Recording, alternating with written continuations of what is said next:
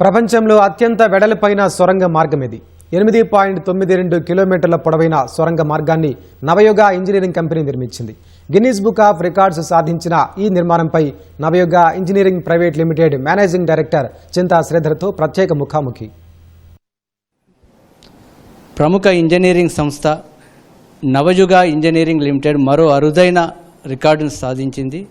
ప్రపంచంలోనే అతి వెడల్పైన టన్నెల్ను నిర్మించి గిన్నిస్ బుక్ రికార్డులోకి ఎక్కింది. మహారాష్ట్రలో నిర్మించినటువంటి ఈ టన్నెల్ను పూర్తి కావడంతో ఆ రాష్ట్ర ముఖ్యమంత్రి ఫడ్నవీస్ చేతుల మీదుగా దీనికి సంబంధించిన కార్యక్రమం జరిగింది. అయితే ఈ టన్నెల్కి సంబంధించిన విశేషాలు ఏంటి, దాన్ని ఏ విధంగా నిర్మించారు, దానికి ఉన్నటువంటి ప్రత్యేకతలు ఏంటనే అంశాలపైన నవయుగ ఇంజనీరింగ్ లిమిటెడ్ ఎండి గారు చింతా శ్రీధర్ గారిని అడిగి తెలుసుకుందాం. Sir, first of all congratulation sir, Guinness book రికార్డులోకి ఎక్కారు, మరి ఒక అరుదైన రికార్డును సాధించారు. సార్, అసలు దీని ప్రాజెక్ట్ యొక్క ప్రత్యేకత ఏంటి సార్? అంటే గిన్నిస్ బుక్లోకి ఎక్కడానికి ఉన్నటువంటి ప్రత్యేకత ఏంటి? సో ఈ ప్రాజెక్ట్ సహ్యాద్రి హిల్స్లో బాంబే నుంచి పూనా ఎక్స్ప్రెస్ వేలో ఇది ఒక మిస్సింగ్ లింక్ అని ఇది బికాజ్ అప్పుడు డిఫికల్ట్ టైమ్స్ అని చేయలేదు. సో ఈ ఘాట్ రోడ్లో ఒక half an hour to 40 minutes and most difficult టెరైన్లో వెహికల్స్ వెళ్ళటం వల్ల అందరికి ఇబ్బంది, యాక్సిడెంట్లు, ట్రాఫిక్ జామ్స్ అయ్యాయి. సో అప్పుడు లాస్ట్ 6 years బ్యాక్ ఈ ప్రాజెక్ట్ ప్రతిపాదించారు. ఈ మిస్సింగ్ లింక్ ద్వారా 10 lane tunnel with 11 kilometers tunnel length and 2 viaductలతో ఇది చేస్తే కనుక సో హైయెస్ట్ ట్రాఫిక్ ఉన్న ముంబై పూణే ఎక్స్ప్రెస్ వేకి చాలా రిలీఫ్ వస్తుందని, సో అట్లాగే ఇది కాన్సెప్షలైజ్ అయింది. సో ఆ వర్క్ మాకు రావటం వల్ల ఇది చేపట్టాం అనమాట. సో నవయుగ ఇప్పటికీ అనేక భారీ ప్రాజెక్టులను చేపట్టింది. అయితే మిగతా మీ ప్రాజెక్టులతో కంపేర్ చేసి దీనికి ఉన్నటువంటి ప్రత్యేకత ఏంటంటే ఇంజనీరింగ్ పరంగా మీరు తీసుకున్నటువంటి ప్రత్యేకతలు ఏంటి? ఇది 10 lane టన్నల్ అవటంలో వైడెస్ట్ టన్నల్ అవటం వల్ల డిజైన్ ఛాలెంజెస్ డెఫినెట్గా ఉన్నాయి. ఎందుకంటే రాక్ ఎవ్రీ 100 meters మారుతూ ఉంటుంది కాబట్టి.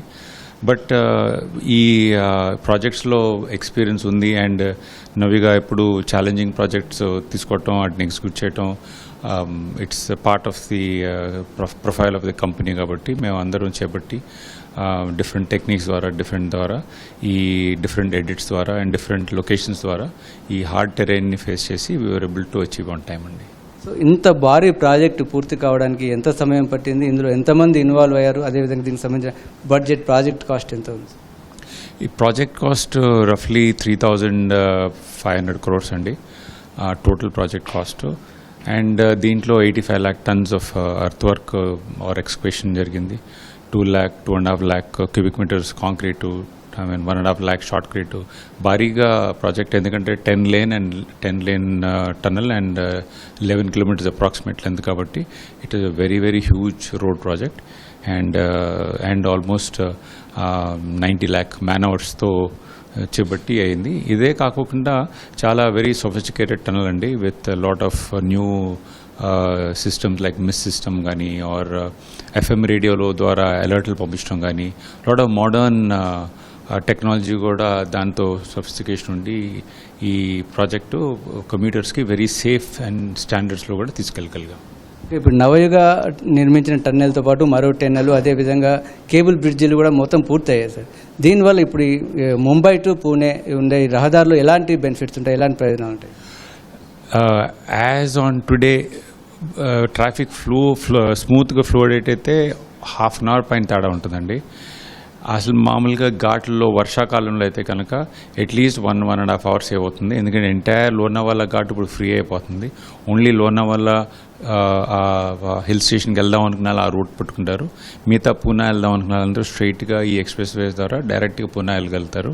So it will help at least millions of vehicles every day అండి, because one of the highest commuted route between Mumbai and Poona అండి. అంటే ఇలాంటి అంశాలు ప్రపంచవ్యాప్తంగా కూడా చాలా ఉన్నాయి సార్. అంటే ఘాట్ రోడ్లో ఇలాంటి సమస్యలు. అయితే ఈ టన్నెల్స్ నిర్మించడానికి చాలా వరకు ప్రభుత్వాలు వెనక ఆడుతుంటాయి. అంటే దానికి ఉన్నటువంటి ఛాలెంజెస్ ఏంటి? ఒకటి కాస్ట్ అండి, అండ్ ఇంకోటి జియోలాజికల్గా సూట్ అవ్వాలి. సో ఇది బికాజ్ మహారాష్ట్ర గవర్నమెంట్ ఇంత ప్రాబ్లమ్స్ ఉన్నాయి, ఇంత యాక్సిడెంట్స్ అవుతున్నాయి కాబట్టి ఇది ప్రతిపాదించడం వల్ల ఇది జరిగింది. సార్, నవయుగ ఇంజనీరింగ్ లిమిటెడ్ ఫర్దర్ అంటే ఫ్యూచర్ ఎక్స్పాన్షన్ ప్లాన్స్ కార్యాచరణ ఏ విధంగా?